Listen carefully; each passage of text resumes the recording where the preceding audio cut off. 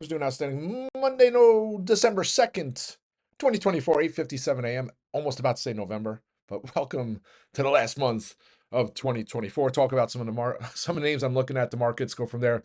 Take a look at S&P futures. Slightly in the red. It's kind of like it's been a mixed overnight session. Uh, Asia markets are closed solidly higher. Europe markets are in the green. So maybe just a little chop here at the open, and I think we start looking to a bounce and move higher on the spot. So I've been saying here for a while. I think 610 is the next target, and then once we get there, I'll kind of like reevaluate things. We have some things on tap this week. Still have some earnings: Lulu, Ulta, CRM, some other names, DocuSign. Then we have Fed Chair Powell speaks at the New York Times Deal Book Summit. I don't know if he does that every year, but that's on Wednesday. Who knows if he'll say anything that is going to be any market moving remarks? I don't think so. And then Friday's the November jobs report, which I think might offer some kind of surprise. Uh, I, it seems like the jobs report, especially over the last 6 to 8 months, it seems like everybody's waiting for them to be weaker than expected, and they always surprise to the upside.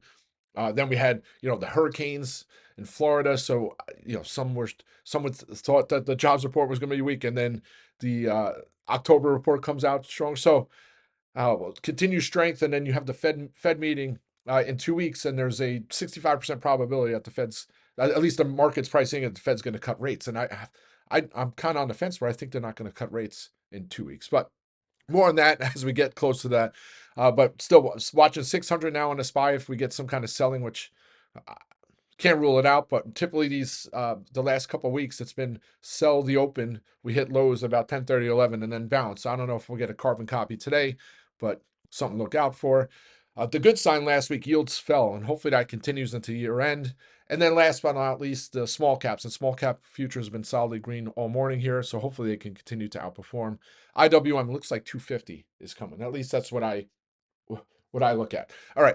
So now individual names, and I posted some of these charts already in the chat room, but TDOC has their present, or they'll be at a conference. They present at 12:30 tomorrow. Piper Sandler. I don't know how much of a catalyst that is. I think you look at the chart setup. Call me crazy, but you start looking at the gap back in February. It's 2049 was the low on the day in February for the gap. So, or actually, it's the close. I don't know what the low. Maybe the low was 2021. Well, needless to say, somewhere in the low 20s is that gap fill. We got a ways to go here, but you take a look. It's close over its 200-day moving average for most time, the most amount of days in recent memory. I'm trying to scroll back to see what it was before, but it hasn't closed over its 200-day moving average since before. I think it's $40 or so. So, I'm not saying that that's 100% guaranteed where we're going, but I do think there's an opportunity. And I put this on the watch list this morning. It almost seems like we have a, I wouldn't call pigs can fly theme going on right now, but it's like a back from the dead kind of theme. And some of the names that have been rallying lately are of small cap nature and ones that have been either decimated, had execution issues, priced for bankruptcy or whatever, and those have been going the other direction. So I'm not saying Teladoc's priced for bankruptcy, but it was darn close there. It's got a solid business model, trades less than 1x revenues if they can continue to cut costs and then show signs of revenue growth, which was their guidance.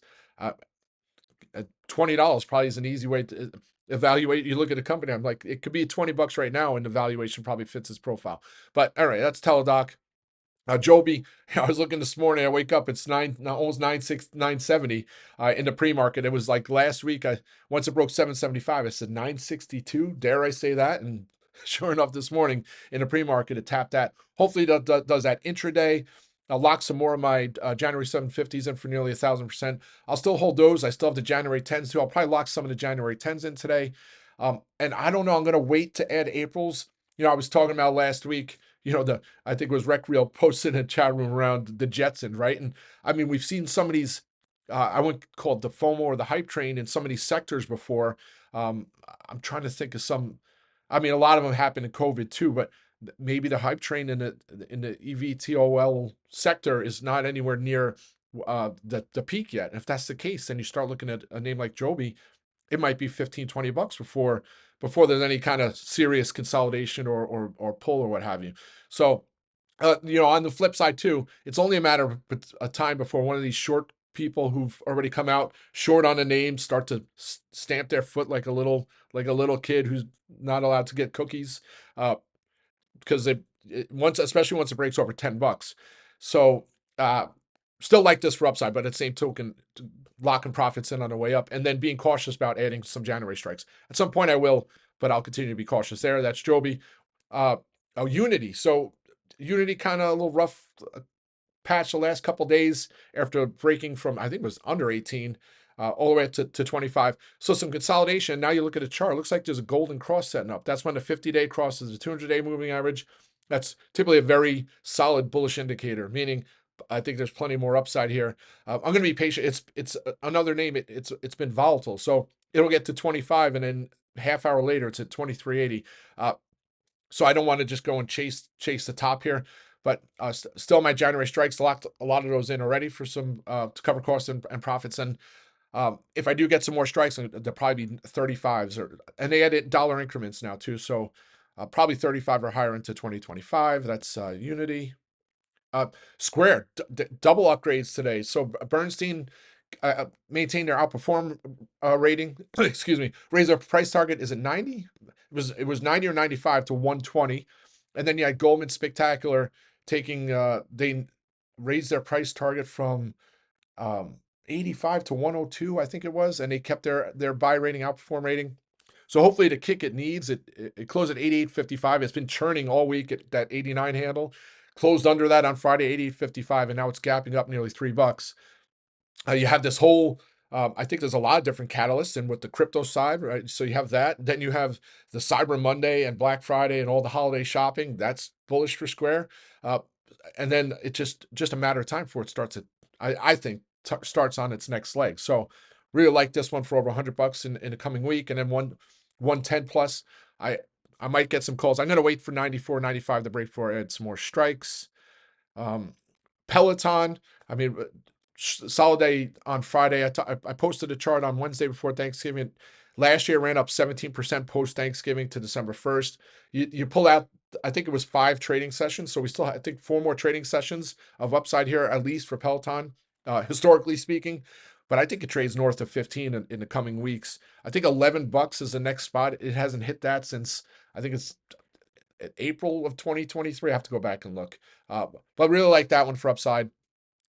Added more calls on Friday. I'll probably just hold what I have for now. The January ones I had added a couple weeks ago back to life. And I think this one continues to just head higher. And it's like the higher it goes, the more credibility it gets, right? When it's $4, people are like, oh, Peloton's garbage, blah, blah, blah.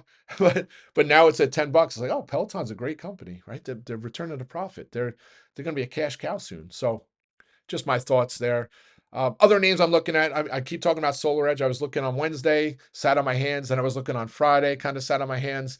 Got all the way up to $16. 16 looks like the breakout point. So if I can get over 16 today in the morning, I might just get a couple spec calls, because, like, again, that theme back from the dead, names running Solar Edge. And they announced the cost-cutting measures last week, and maybe it's the start of at least more upside. So I could see it trading north of 20. Its 50-day moving average right there at 1684. So definitely a name I'm watching. And then other names, of course, TravelZoo had its first, down about 2.5%. Still looking to add some strikes into 2025.